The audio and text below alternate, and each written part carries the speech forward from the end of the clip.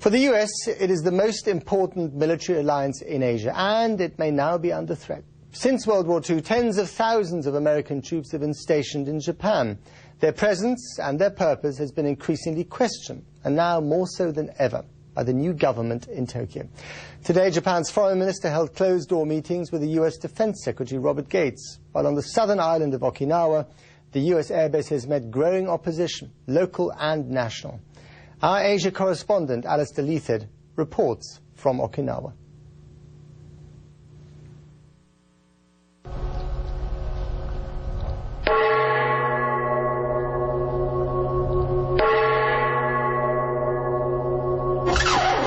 We have taken over your radio.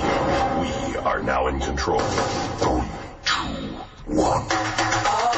Good morning, Okinawa. It is time for your final hour of the morning mix-up. Marine Corporal Mandy Castillo playing your music today, taking your requests, and just hanging out with you.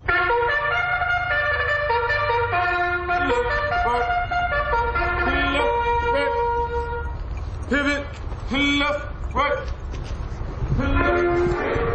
America and Japan may stand here now side by side, but for 60 years this has not been an equal relationship, as it was a deal struck in the aftermath of war, surrender and occupation. American troops fought their way onto Okinawa Island inch by inch in the last major battle of World War II. 12,500 of them died. But 200,000 Japanese people perished, half of them civilians. Okinawans paid a heavy price during the Second World War, and many now feel that they're shouldering more than their share of the burden of hosting US forces. 3/4 of American facilities in Japan are based on this small island. But it's not just a local dispute. Japan has a new government, elected, promising change and negotiating a new, more equal relationship with America. Something that means they won't necessarily do everything they're asked or honour previous government agreements. 18,000 US Marines are based here, alongside thousands of other troops, training, deploying on exercises across East Asia. Their centres, housing, bases and airfields cover 1/5 of the island.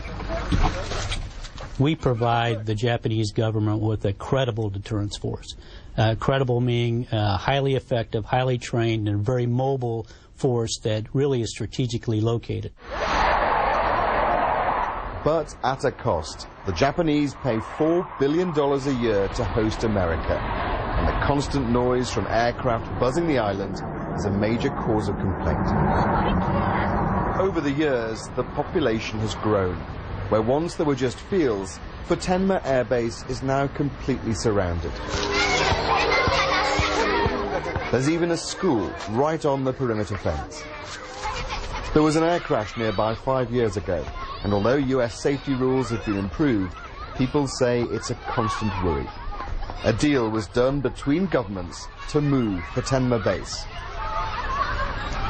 to here, in the north of the island. But they don't want it either. The protests are small, but they are vocal. Let's all come together. Join me in the fight, he tells the crowd. There's a growing sense Japan should go its own way and reduce its reliance on America. Let's fight our government in America. We want change, he shouts. And that's exactly what the Prime Minister promised when he came to power last year. As promised in the election, he stopped the deal to move the base here and is reviewing all options, but is torn between domestic politics and US pressure. Evening, Gunner Sergeant. Evening. How are you doing, Admiral? Good, Gunner Sergeant. Outstanding. Gunnery Sergeant Brian Dye has been here 3 years. His Marines are all staying put for now.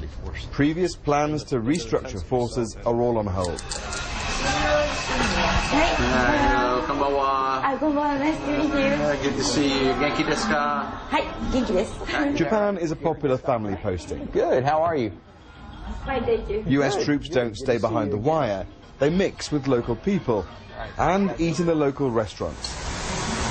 They say they're well received, whatever people's views on the US presence. We're here because Japan wants us here. And if we were to come over here with this attitude that was, you know, sort of like we deserve to be here, I think that Japan would probably not want us here for very much longer. But the US also needs Japan's strategic advantage, especially now.